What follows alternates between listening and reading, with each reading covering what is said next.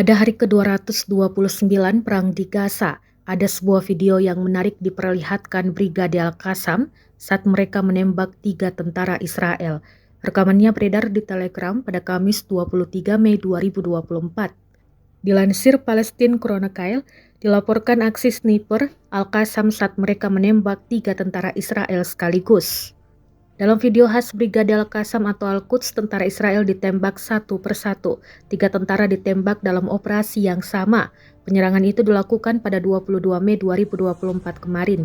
Selain menyerang tentara IDF, Rusia juga menghancurkan tank dengan peluncur granat.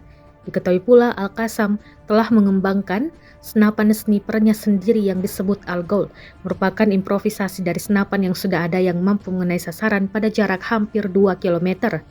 Saat menembak Israel, diduga Brigade Al-Qassam menggunakan senapan tersebut.